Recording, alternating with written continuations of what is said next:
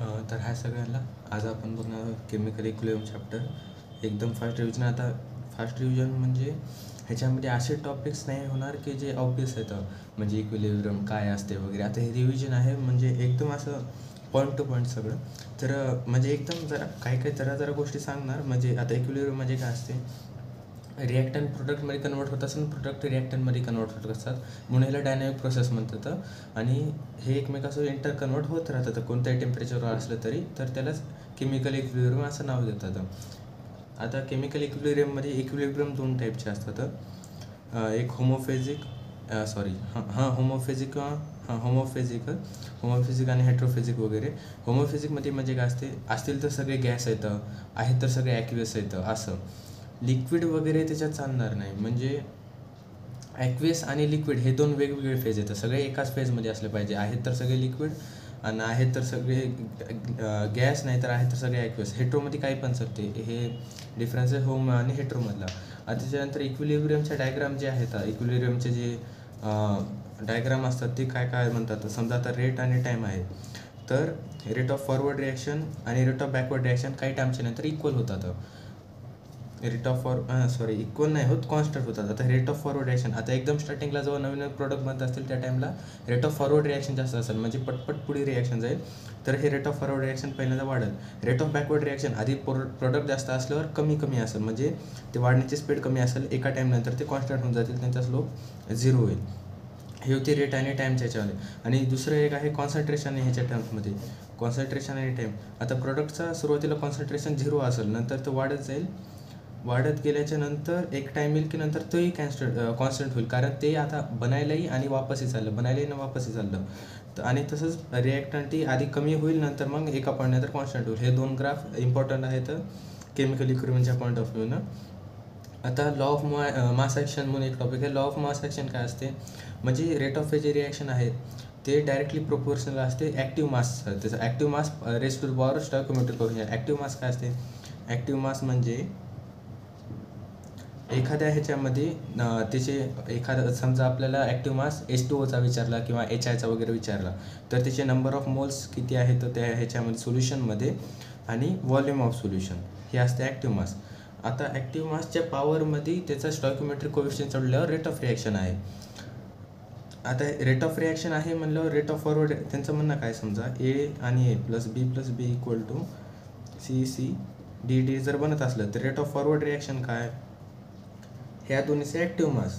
म्हणजे व्हॉल्यूम आपण म्हणून कन्सिडर केलं, काहीही कन्सिडर केलं. आता याचं कॉन्सन्ट्रेशनची पॉवर आहे, ॲक्टिव्ह मास आणि कॉन्सन्ट्रेशन जरा इंटर रिलेटेड असतातच, आणि बीची पॉवर B, असं rate of forward reaction directly proportional म्हणायला येतं. आणि rate of backward reaction he same, rate of backward reaction. आता ह्याच्यामध्ये केमिकल इक्विलिब्रियममध्ये जो काय असते, रेट कॉन्स्टंट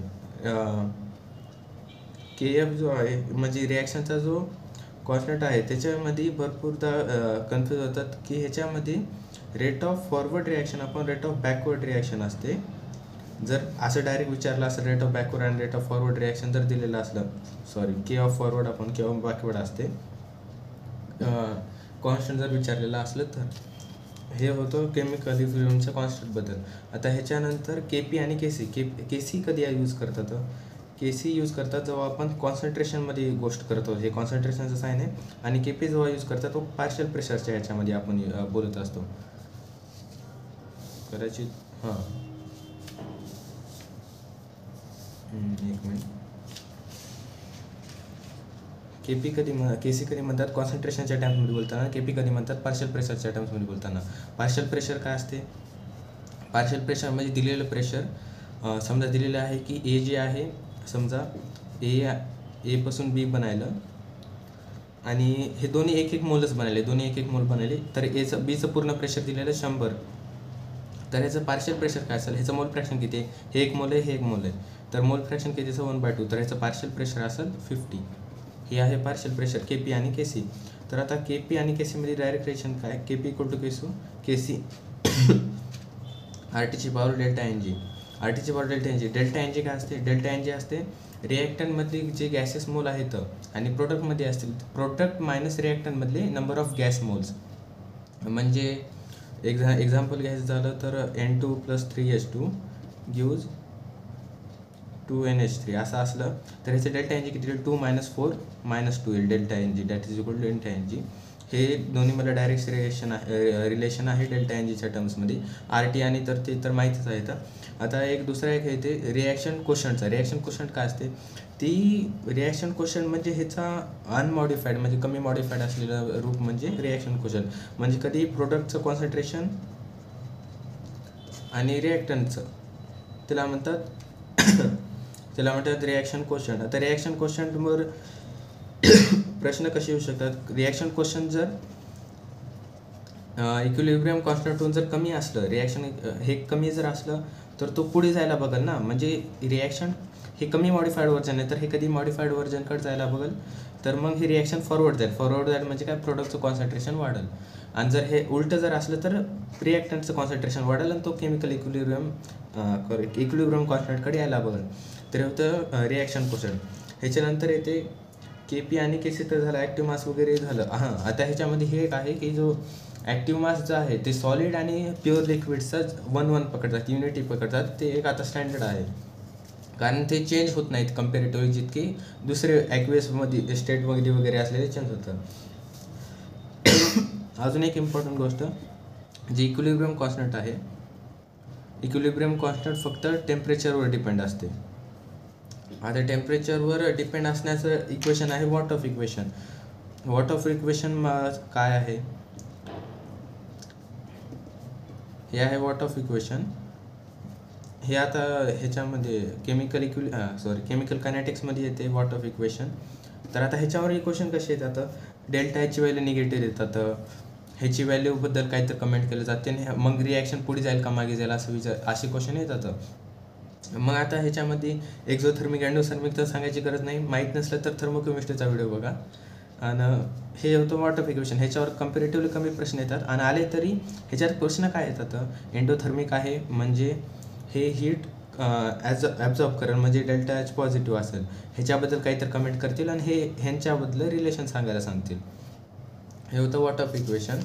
त्याच्यानंतर टॉपिक येते डेल्टा जीचा म्हणजे स्पॉन्टिनिटीचा. स्पॉन्टिनिटी काय असेल, delta G equal to -RT/ln K chemical equilibrium constant. हे रिलेशन कधी लक्षात ठेवायचं. आता डेल्टा जी नॉट असेल तर इथं K इक्विलिब्रियम. आता ह्याच्यामध्ये आपल्याला काय करायचं आहे, हे जर निगेटिव्ह पॉझिटिव्हनुसार स्पॉन्टिनिटी बघायचे असते ते तर थर्मोडायनॅमिक्समध्ये झाले ते कळून जाईल. आता अजून एक इम्पॉर्टंट पॉईंट जे आहे, केमिकल इक्विलिब्रियम कॉन्स्टंट जो आहे 10⁻³ मोठा असला तर त्याला फॉरवर्ड फेवरिंग इक्विलिब्रियम कॉन्स्टंट म्हणतात आणि 10⁻³ पेक्षा लहान असला तर त्याला बॅकवर्ड काय म्हणतात, रिॲक्टंट फेवरिंग. आणि ह्याला बॅकवर्ड म्हणजे तेच बॅकवर्ड किंवा रिॲक्टंट फेवरिंग म्हणू शकता. आणि ह्याला प्रोडक्ट फेवरिंग म्हणजे हे प्रोडक्टकडं जास्त झुकलेलं आहे असं म्हणता येईल. ह्याच्यानंतर एक खूप इम्पॉर्टंट कन्सेप्ट येतो ते म्हणजे relative vapour density and degree of डिसोसिएशनचा. आता वेपर डेन्सिटी काय असते, वेपर डेन्सिटी असते molar mass by 2. Molar mass by 2 आहे वेपर डेन्सिटी. आणि डिग्री ऑफ डिसोसिएशनवर एकच फॉर्म्युला आहे, ते D-D/N-1 × D. आता हे कॅपिटल D आणि स्मॉल d काय, हे जे आहे आता नॉर्मल मोलर मास जे आहे, मोलर मास डिवायडेड बाय 2 हे देते आपल्याला वेपर डेन्सिटी. तर हे थिअरॉटिकल वेपर डेन्सिटी आणि हे जे आहे ते काढलेली म्हणजे एक्सपेरिमेंटल. आणि हे n काय असते म्हणजे 1 मोल रिॲक्टंट फुटल्यावर किती बनायले ते असते. आता ह्याच्यावर असं नीट समजणार नाही, एक एक्झाम्पल घेऊ. समजा SO3 असलं तर डिसोसिएट होऊन SO2 आणि हाफ O2 जर बनलेला असला. आता बघा ह्याच्यामध्ये सुरुवात पहिले आणि ते दिलेलं आहे की ऑब्झर्वड किंवा एक्सपेरिमेंटल जी आहे काय म्हणतात वेपर डेन्सिटी किंवा मोलार मास. समजा मोलार मास 15 दिलेला आहे, 15 नाही तर 40 पकडा, 40 पकडा. ऑब्झर्वड मोलार मास 40 दिलेला आहे. तर आता ह्याच्यामध्ये n काय, ह्याचा 1 मोल होता, बनले किती 1 + 1/2 3/2 बनले. 3/2 - 1 1/2 येते. हे सॉरी n येते 3/2. किती बनले तेच काढायचं. 1 पासून 3/2 बनले तर n = 3/2 येते. आणि मग आता ह्या फॉर्म्युल्यामध्ये पुट कसं करायचं. आता SO3चा जे डिसोसिएट व्हायला आपण अल्फा डिग्री ऑफ डिसोसिएशन काढालो म्हणजे कशाचं काढालो, रिॲक्टंटचं काढालो म्हणजे अल्फा अल्फा असेल, अल्फा कशाचं म्हणजे त्याच्यामध्ये मोलर मास कसा काढायचा रिॲक्टंटचा. आता ह्याचा मोलर मास किती आहे 32 आणि 48 किती येते 80/2 वेपर डेन्सिटीला डिवाइड बाय 2 केलं 40 आणि ह्याची ऑब्झर्व त्यांनी म्हणलं मोलार मास 40 आहे तर त्याचं वेपर डेन्सिटी असेल 20. हे 3/2 3/2 - 1 1/2 आणि ह्याची वेपर डेन्सिटी घेतली 20. असं करून आपण अल्फा काढू शकतो. हे पुढे सॉल्व्ह केले जाईल ते. आता एकदम लास्ट टॉपिक आहे ली शॅटलेर प्रिन्सिपल. आता ली शॅटलेर प्रिन्सिपल म्हणजे असं मला मिसअंडरस्टूड वाटते खूप जणांना. ली शॅटलेर प्रिन्सिपल म्हणजे ते रटायचं तर रटू शकता पण गरज नाही त्याची खरं तर. ली शॅटलेर प्रिन्सिपल म्हणजे खूप असं ते हे लॉजिकल आहे. आता समजा एक एक्झाम्पल घेऊ तर हां समजा अमोनियावालं एक्झाम्पल घेऊ तर आता हे वाला एक्झाम्पल आहे. तर ह्याच्यामध्ये आपल्याला इक्विलिब्रियम कॉन्स्टंटची इक्वेशन लिहायला किती वेळ लागते जास्तीत जास्त 5-10 सेकंद. पाठ करण्यापेक्षा आणि कन्फ्यूज होण्यापेक्षा चांगलं मला हे चांगलं वाटते. आता ह्याच्यामध्ये बघा प्रोडक्ट आणि ह्याचं NH3चं व्हॉल्यूम ह्याला व्हॉल्यूम 1 पकडता sorry number of mole N1 पकडता आणि व्हॉल्यूम V1 पकडताचा स्क्वेअर किंवा N/V चा स्क्वेअर पकडा असं काही तर आपले आता इथं N2 जे आहे ह्याला N2/V2 पकडा आणि ह्याला जे आहे ह्याला N3 आणि V3 पकडा. आता ह्याच्यावरच सगळं दिसते. आता ली शॅटलेर प्रिन्सिपल बोलते कशाबद्दल की जर आपण हे वाढवलं